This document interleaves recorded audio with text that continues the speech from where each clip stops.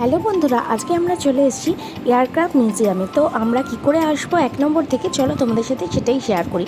1 নম্বর থেকে আমরা একটা ম্যাজিক গাড়ি করে এই বিশ্ব বাংলা গেটের সামনে নেমে পড়েছি।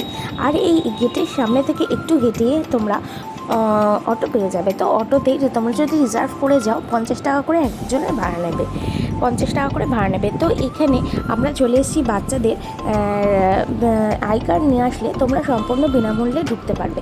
আর এন্ট্রি ফি মাত্র 30 টাকা। তো চলো, আমরা ঢুকে পড়েছি, তো তোমাদের সাথে পুরোটা শেয়ার করছি। চলো দেখতে থাকো। এই যে আমরা ঢুকে পড়ছি, তো ঢুকেই একটা দেখতে পেলাম বিশাল বড় একটা যুদ্ধজাহাজ। এটা একদম অরিজিনাল যুদ্ধজাহাজ। এটার মানে দেখতে কিন্তু অসাধারণ লাগছে।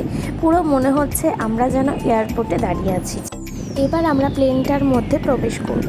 তো প্লেনটার পেটের তলায় চলে এসেছি। প্লেনটা তো বিশাল বড়, দেখে ভীষণ ভালো লাগছিলো। তো এখানে কোনো কারেন্ট চলে যাওয়ার জন্য আমাদের ততক্ষণ আমরা ঢুকতে পারিনি, আমাদের ওয়েট করতে বলল। তো এইদিকে আমরা ভীষণ সুন্দর সুন্দর রাইড রয়েছে বাচ্চাদের। তো আমার মেয়ে আর আমার বান্ধবীর মেয়ে তো রাইড চড়তে লেগে গেল। তো ওরা ভীষণ মজা করছে এখানে ওই প্লেনটার ভেতরে। আর বাচ্চাদের কিছু সামথিং রাইড ছাড়া আর সেরকম কিছু কিন্তু নেই। তো দেখতে কিন্তু অসাধারণ লাগছে। এখানে তোমরা রিলস বলো, যে কোনো ভ্লগ বলো, যে কোনো ফটো সেশন বলো, ভীষণ সুন্দর হবে।